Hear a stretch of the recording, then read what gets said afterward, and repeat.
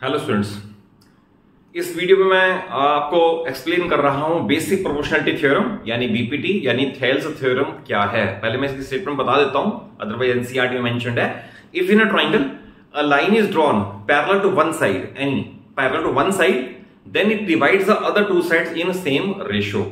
But इसको thoroughly समझने के लिए आपको 9th के दो कॉन्सेप्ट थॉरली पता होने चाहिए, और रीजन भी क्योंकि वो सिलेबस से डिलीट हो गए लास्ट 2 ईयर से और आपको उनके बेसिक्स में भी ना पता हो, तो पहले मैं आपको उन दो बेसिक्स के बारे में बता देता हूं। पहला बेसिक ये है, triangles on same base and between same parallels are equal in area. जैसे सपोज आपने एक बेस ए बी लिया और इससे कुछ दूरी पे एक लाइन पैरेलल ड्रॉ की, और इसके ऊपर मान लो मैंने ट्राइंगल बना दी लेटर से पी ए बी, फिर आपको देखो मैंने एक और बना दी क्यू ए बी। तो इसका मतलब यह है area triangle P A B must be equal to area triangle Q A B.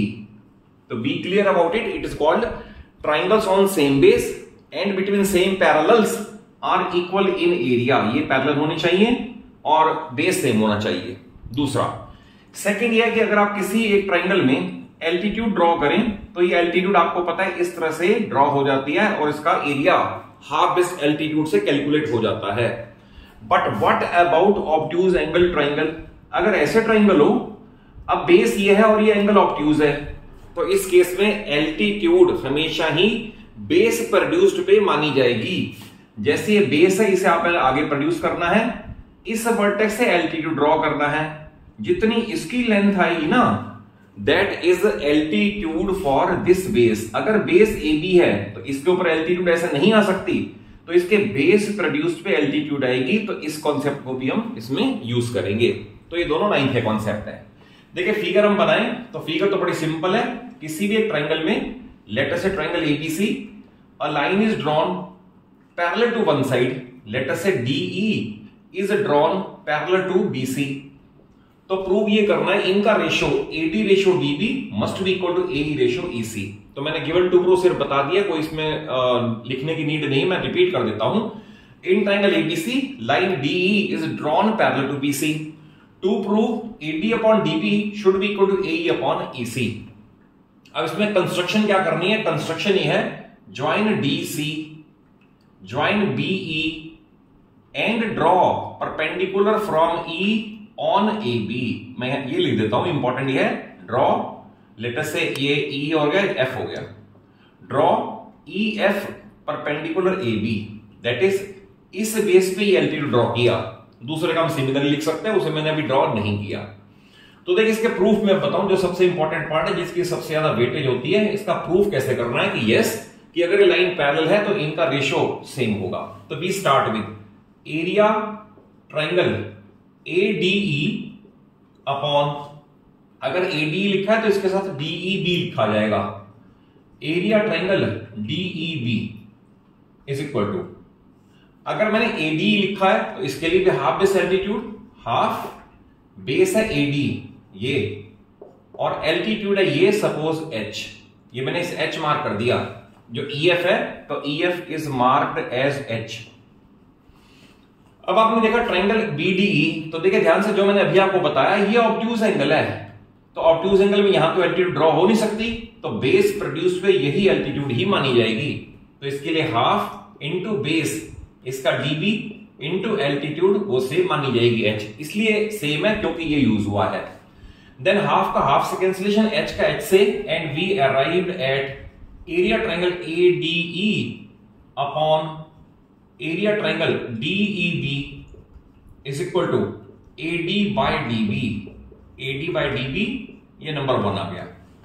अब दूसरा आप सिमिलरली लिख सकते हो या ड्रॉ करना चाहो तो उधर भी ड्रॉ कर सकते हो, मैं बता देता हूं। अगर आप इधर एल्टीट्यूड ड्रॉ करते तो क्या होता, तब ट्राइंगल ADE के साथ DEC लिया जाता, तो I can also write similarly, no problem, इसके मार्क्स कोई डिडक्ट नहीं होते। सिमिलरली अगर हम ये करते area triangle ADE upon area triangle, पहले लिया था DEB, अब लेंगे DEC इज इक्वल टू, पहले रिजल्ट आया था दिस अपॉन दिस, अब आएगा दिस अपॉन दिस, यानी AE अपॉन EC, ये आ गया नंबर 2। ठीक है, अब इसके में देखिए ध्यान से, जो आपको ये रिजल्ट बताया, एक बेस है D, उस बेस पे DEB भी है और DEC भी है और इन्हीं दो पैरेलल्स के बीच में है, दैट इज ट्रायंगल DEB और DEC are on same base. अब लिखा जाएगा नाउ ट्रायंगल DEB, ये पूरा लिखना ही पड़ेगा, DEB and triangle DEC are on same base. ये भी मेंशन करना पड़ेगा कौन सा। कई बार बच्चे से लिखता है same base BC, it is absolutely wrong.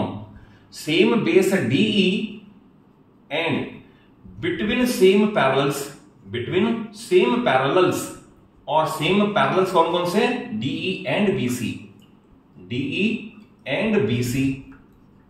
तो देयरफॉर अब ये थ्योरम यूज कर रहे हैं, triangles on same base between same parallels are equal in area, therefore area triangle DEB is equal to area triangle DEC, DEB और DEC। ये equation number 3 बात कर दें। इधर वाले में DEC था, सेकंड वाले में देखिए, इसमें पहले ये इधर तो B था, उधर वाले में E था। देखिए ये DEB है, ये DEC है, ये और ये DEB और DEC है। याद रखना इन दोनों करना क्या है। अब हमें 3 इक्वेशन हेल्प करेंगी, तो we will write by equation number 1, 2 and 3। 1, 2 and 3 देखिए कैसे हेल्प करेंगे।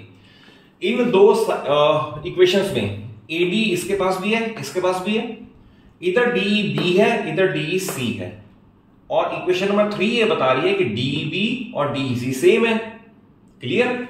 तो दैट इज ये पूरी साइड और ये पूरी साइड सेम हो गई क्योंकि न्यूमरेटर पहले से इक्वल था, और थर्ड इक्वेशन बता रही है डिनोमिनेटर भी इक्वल है। तो बाय इक्वेशन 1 और 2 and 3 we can say LHS of equation number 1 is equal to LHS of equation number 2।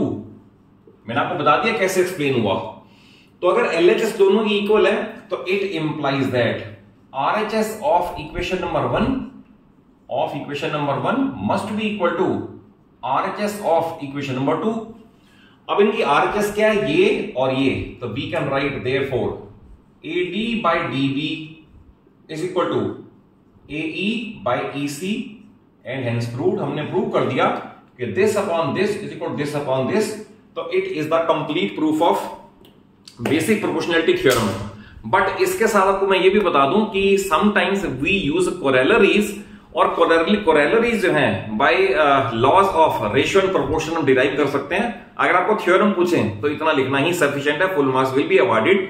पर मैं आपको बताता हूं कोरेलरीज हैं क्या, और while doing NCERT questions and extra questions we will be very frequently using corollaries also. जैसे अगर मैं लिखूं this upon whole is equal to this upon whole, तो ये भी ट्रू है, नो प्रॉब्लम इन इट। अगर मैं लिखूं this upon whole is equal to this upon whole, तो ये भी इक्वली ट्रू है। इन्हें इन्वर्ट कर दें, जिसे इन्वर्टेंडो बोलते हैं। अगर मैं लिखूं whole upon this is equal to whole upon this, ये भी इक्वली ट्रू है। और अगर मैं लिखूं whole upon this is equal to whole upon this, ये भी ट्रू है। ये सारे प्रूव हो सकते हैं रेशियो एंड प्रोपोर्शन की प्रॉपर्टी से, but they are also used as BPT, no problem.